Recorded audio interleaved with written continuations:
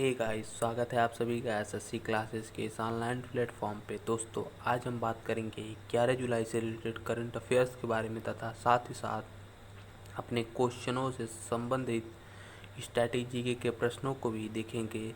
तो चलिए आज के मोटिवेशनल क्विट के साथ अपने इस वीडियो को शुरू करते हैं। दोस्तों, आज का हमारा मोटिवेशनल क्विट है, याद रखना सपने तुम्हारे हैं तो पूरा भी तुम ही करोगे, ना ही हालात तुम्हारे हिसाब से होंगे और ना ही लोग। इसी के साथ दोस्तों हम अपने पहले क्वेश्चन की तरफ बढ़ते हैं। दोस्तों, आज का हमारा पहला क्वेश्चन है, किस बैंक ने 10 से 18 वर्ष की आयु के नाबालिगों के लिए बचत खाता योजना पपिया शुरू किया है? हमारे ऑप्शन हैं S bank, Fino payment bank, federal bank या आईसीआईसीआई बैंक। इसका सबसे सही आंसर है दोस्तों ऑप्शन बी, फेनो पेमेंट बैंक। दोस्तों, हाल ही में फेनो पेमेंट लिमिटेड ने 10 वर्ष से 18 वर्ष की आयु के नाबालिगों के लिए बचत खाता योजना पपिया की शुरुआत की है। इसके आधार पर बच्चों में बैंकिंग तथा बचत की आदतों को विकसित करना होगा। तो चलिए इसी के साथ दोस्तों अपने दूसरे क्वेश्चन की तरफ बढ़ते हैं।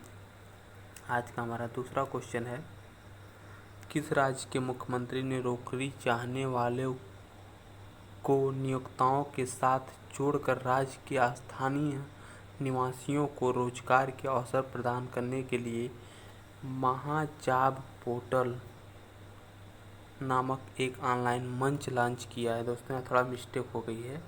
तो हमारे ऑप्शन हैं ए तेलंगाना, बी महाराष्ट्र, सी पश्चिम बंगाल या डी उड़ीसा। तो इसका सबसे सही आंसर है दोस्तों ऑप्शन बी, महाराष्ट्र। हाल ही में जो है महाराष्ट्र सरकार के मुख्यमंत्री उद्धव ठाकरे ने नौकरी चाहने वाले नियोक्ताओं के साथ जुड़कर राज्य के स्थानीय निवासियों को नौकरी देने के लिए महाजॉब पोर्टल को लॉन्च किया है।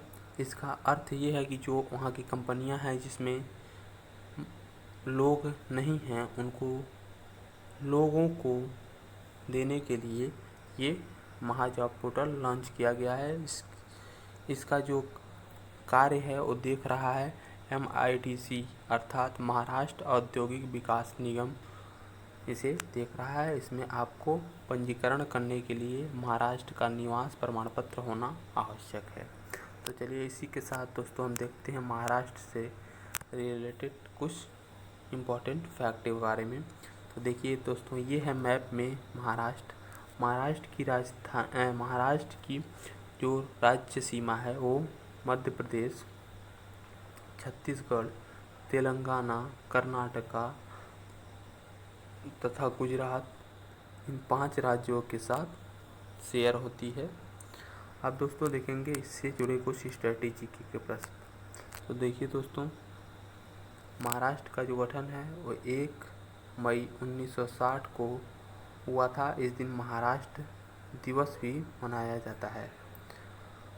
इसकी राजधानी मुंबई है तथा शीतकालीन राजधानी है जो है वो नागपुर। इसके जिलों की संख्या दोस्तों 36 है। यहाँ के राज्यपाल हैं भगत सिंह कोश्यारी, मुख्यमंत्री हैं उद्धव ठाकरे, उप मुख्यमंत्री हैं अजीत पवार। विधान परिषद की 78 तथा विधानसभा की 288 सीटें हैं।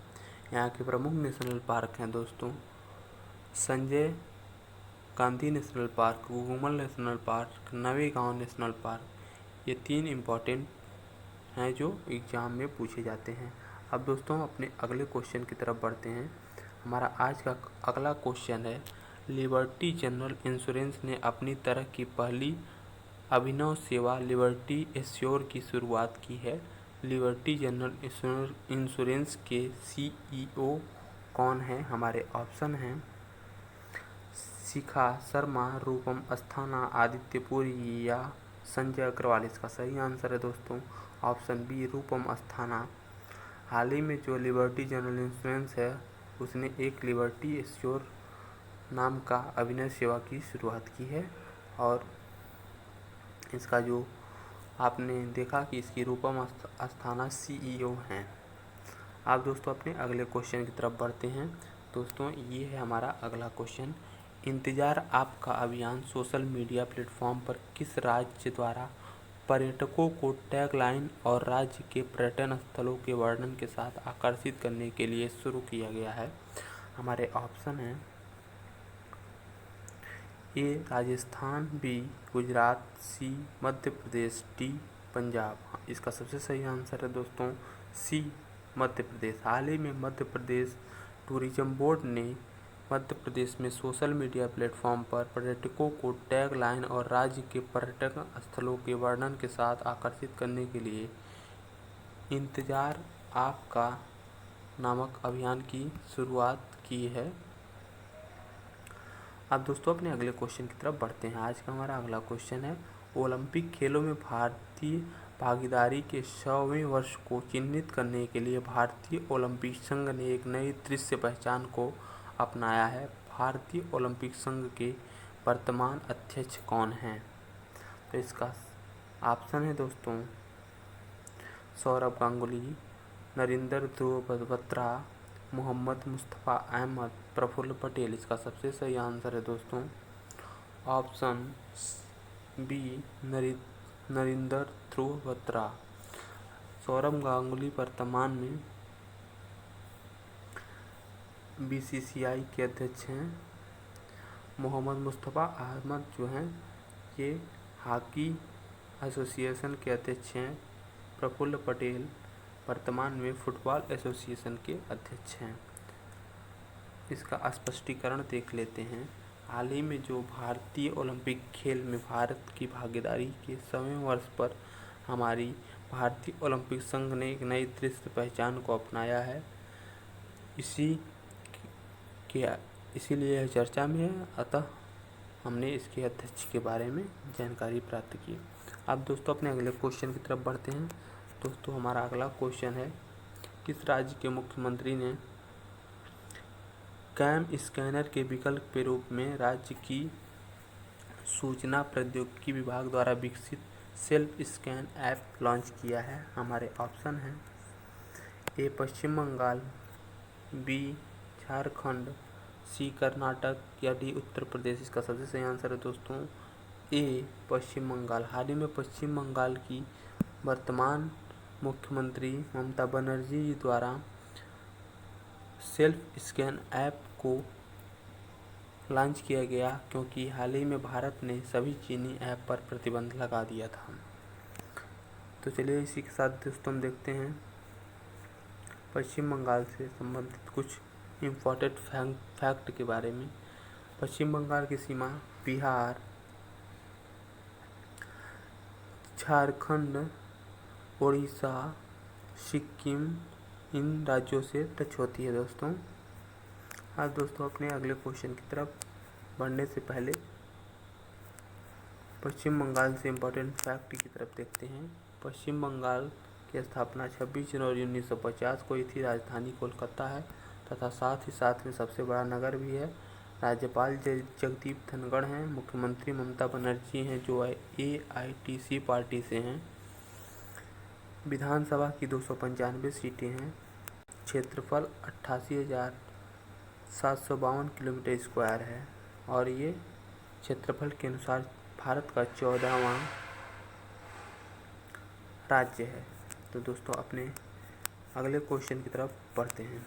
आज का दोस्तों हमारा अगला क्वेश्चन है, व्यापक रणनीति साझेदारी को मजबूत करने के लिए भारतीय तटरक्षक और समुद्री सुरक्षा पर किस देश के बीच एक समझौता ज्ञापन पर हस्ताक्षर हुआ? हमारे ऑप्शन हैं ए वियतनाम, थाईलैंड, इंडोनेशिया या मलेशिया। इसका सबसे सही आंसर दोस्तों ऑप्शन सी इंडोनेशिया। भारत और इंडोनेशिया के बीच व्यापक रणनीति साझेदारी को बढ़ाने के लिए भारतीय समुद्र तट ICG और इंडोनेशिया तटरक्षक BKLRI के बीच समुद्री सुरक्षा एवं अन्य सुरक्षाओं पर एक समझौता ज्ञापन पर हस्ताक्षर किए गए हैं। इस समझौता ज्ञापन का उद्देश्य समुद्री कानून, समुद्री खोज बचाव, समुद्री प्रदूषण प्रतिक्रिया में एक दूसरे के सहयोग करना है। अब दोस्तों देखते हैं इंडोनेशिया से संबंधित कुछ प्रमुख तथ्य। इंडोनेशिया, ये जो रेड कलर का दिख रहा है दोस्तों, यही है इंडोनेशिया। इंडोनेशिया की जो वर्तमान में दोस्तों राजधानी है वो है कालीमंथन। पहले इसकी राजधानी हुआ करती थी जकार्ता, लेकिन चूँकि जकार्ता दुनिया का तेज़ी से डूबता हुआ शहर है, अतः इसे बदल दिया गया था। अब राजस्थान के जो राष्ट्रपति हैं वह हैं जोको विडोडो, उपराष्ट्रपति हैं यूसुफ काला। अब दोस्तों अपने अगले क्वेश्चन की तरफ बढ़ते हैं। आज का हमारा अगला क्वेश्चन है 3 वर्ष की अवधि के लिए अंतर्राष्ट्रीय वृत्ति सेवा केंद्र प्राधिकरण के प्रथम अध्यक्ष के रूप में किसे नियुक्त किया गया है। हमारे ऑप्शन है इंगित श्रीनिवास, सुमंत चौधरी, अनंत नारायण नंदा या अरुण गोयल। इसका सबसे सही आंसर है दोस्तों ऑप्शन ए, इंगित श्रीनिवास। सरकार ने पूर्व कॉर्पोरेट मामलों के सचिव तथा IAS अधिकारी इंगित श्रीनिवास को 3 साल के कार्यकाल के लिए अंतर्राष्ट्रीय वित्तीय सेवा केंद्र प्राधिकरण IFSCA के प्रथम अध्यक्ष के रूप में नियुक्त किया है। इस गांधीनगर में अंतर्राष्ट्रीय वित्तीय सेवा केंद्रों की सभी वित्तीय सेवाओं को नियंत्रित करता है। हमारा अगला क्वेश्चन है दोस्तों,